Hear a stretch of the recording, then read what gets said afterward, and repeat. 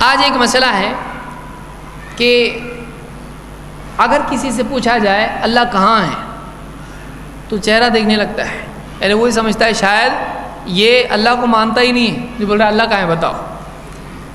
تو بہت سارے لوگ اس سوال کے جواب میں یا تو حیران ہو جاتے ہیں کہ مانتا کہ نہیں اللہ کو، اللہ کہاں ہے پوچھ رہا ہے، یا وہ جواب میں کہتے ہیں اللہ نہیں معلوم تیرے کو، اللہ ہر جگہ ہے، اللہ ہر جگہ ہے۔ ایک بہت بڑا طبقہ ہے جس کا عقیدہ آج یہ ہے کہ اللہ ہر جگہ ہے۔ وہ یہ سمجھتے ہیں کہ اللہ کو ہر جگہ ماننا اللہ کی قدرت کو ہر اعتبار سے پاورفل ماننا ہے، کہ اللہ کی قدرت کا اظہار ہے کہ اللہ کو ہی مانا جائے ہر جگہ ہے۔ حالانکہ اللہ کو ہر جگہ ماننا اللہ کو محدود کرنا ہے اور اللہ تعالیٰ کی شان میں گستاخی ہے۔ ایک لمبا موضوع ہے، اس پہ تفصیل سے میں بہت زیادہ گفتگو نہیں کروں گا۔ اللہ کو ہر جگہ ماننا اللہ کو جگہ میں محدود کرنا ہے۔ کیوں؟ اس لیے کہ جگہ کیا ہے، محدود ہے کہ لا محدود ہے؟ محدود۔ تو اللہ ہر جگہ ہے یعنی اللہ جگہ میں ہے، تو اللہ کو ہم نے کیا کیا؟ محدود کیا کہ لا محدود کیا؟ اللہ کو محدود کر دیا ہم نے۔ اور یہ ایسا جملہ ہے جو نہ اللہ کے نبی صلی اللہ علیہ وسلم نے کہا، نہ صحابہ نے کہا، نہ سلف نے کہا۔ اللہ ہر جگہ ہے کا جملہ نہ قرآن میں ہے، نہ سنت میں ہے، نہ صحابہ سے ملتا ہے، نہ چاروں اماموں سے ملتا ہے۔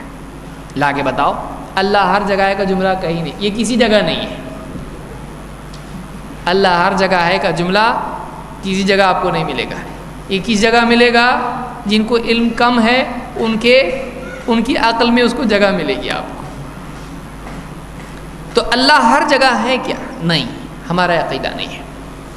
اللہ تعالیٰ عرش پر ہے، ساتوں آسمانوں سے اوپر، عرش سے بھی اوپر۔ کیوں؟ اس لیے کہ اللہ تعالیٰ کو ہم جگہ میں محدود نہیں مانتے ہیں۔ جب ساری جگہیں ختم ہو جاتی ہیں اس سے اوپر اللہ تعالیٰ ہے، تو یہ زیادہ اچھا عقیدہ ہے کہ جگہ میں ماننا اچھا عقیدہ ہے۔ پھر جب جگہ نہیں تھی تو کہاں تھا؟ جگہ تو بعد میں آئی کہ پہلے سے ہے جگہ؟ اللہ نے آسمان و زمین بنائے تو یہ جگہ ہے، تو اللہ تعالیٰ اس سے پہلے بھی تو تھا نا۔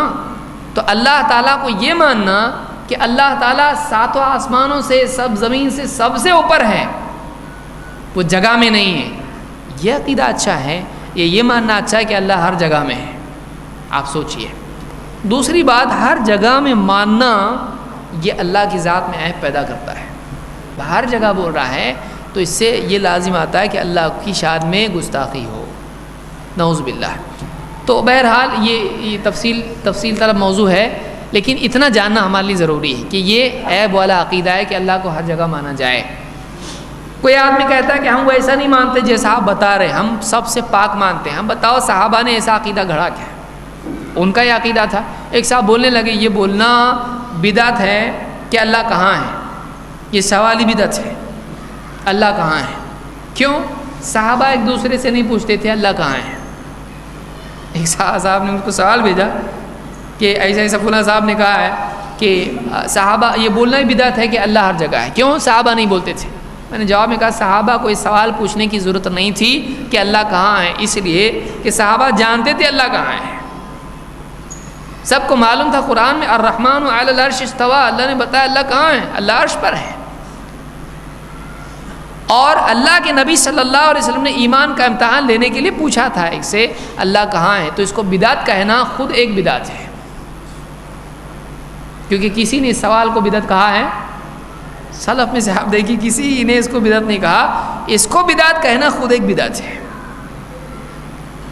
تو بہرحال اماموں کا کیا بولنا ہے اس بارے میں؟ 4 امام برحق ہم مان کے آئے ہیں پہلے، اب وہ بھی مانتے ہیں ہم بھی مانتے ہیں، تو پھر اب کچھ بولنا نہیں آگے کہ نہیں ایسا نہیں ویسا ہے، ہمارے امام کا ایسا بولنا ہے۔ آئیے دیکھتے ہیں کیا ہے۔ امام مالک رحمۃ اللہ علیہ فرماتے ہیں اللہ فی السماء وعلمہ فی کل مکان لا یخلو منہ شیء۔ اللہ آسمان پر ہے، اللہ کہاں ہے؟ ہر جگہ ہے بول رہے، اللہ آسمان پر ہے، لیکن وعلمہ فی کل مکان، اور اس کا علم ہر جگہ ہے، کوئی جگہ اس کے علم سے خالی نہیں ہے، وہ ساری جگہوں کا علم اس کو ہے. وعلمہ فی کل مکان لا یخلو منہ شیء، کوئی جگہ ایسی نہیں، کوئی چیز ایسی نہیں جو اس کے علم کے احاطے سے باہر ہو.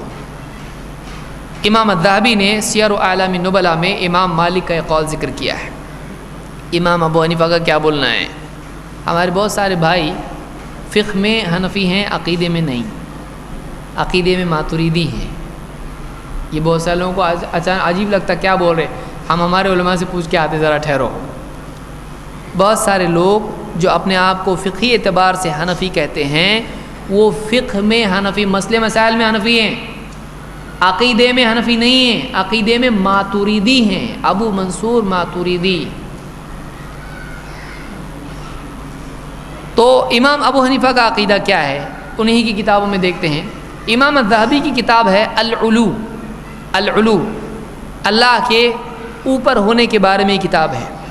اس کے صفحہ 118 پر کہتے ہیں کہ ابو مطیع، جن کا نام الحکم ابن عبداللہ البلخی ہے، جنہوں نے الفقہ الاکبر نام کی کتاب لکھی ہے، الفقہ الاکبر، کہتے ہیں سألت ابا حنیفہ، میں نے امام ابو حنیفہ سے پوچھا، عمن یقول، کسی آدمی کے بارے میں جو یوں کہتا ہے لا اعرف ربی فی السماء او فی الارض، میں نہیں جانتا، مجھے نہیں معلوم اللہ آسمان میں ہے یا زمین پہ ہے، میں نہیں جانتا اللہ آسمان پر ہے یا زمین پر، مجھ کو نہیں معلوم. فقال قد کفر لأن اللہ تعالی یقول الرحمن علی العرش استوى وعرشه فوق سماواته. امام ابو حنیفہ کا جواب کیا ہے؟ امام ابو حنیفہ رحمۃ اللہ علیہ فرماتے ہیں اس آدمی نے جس نے کہا میرے کو نہیں معلوم اللہ آسمان پہ کہ زمین پہ، اگر ایسا بولتا ہے اس نے کفر کیا. اس نے کفر کیا. کیوں؟ اس لیے کہ اللہ تعالیٰ خود قرآن میں فرماتا ہے رحمان اپنے عرش پر مستوی ہوا اور اس کا عرش 7 آسمانوں کے اوپر ہے. تو ایسا جو آدمی کہتا ہے وہ اس نے کیا کیا؟ کفر کیا. فقلت انه يقول اقول على العرش استوى. پوچھنے والے نے پھر پوچھا، وہ آدمی اگر یوں کہے کہ میں یہ کہتا ہوں کہ رحمان عرش پر ہے، اللہ عرش پر ہے، ولكن لا يدري العرش في السماء وفي الارض، لیکن یہ معلوم نہیں کہ عرش آسمان پر ہے یا زمین پر. ٹھیک ہے اللہ عرش پر ہے لیکن عرش آسمان پہ کہ زمین پہ نہیں معلوم. تو قال اذا انکر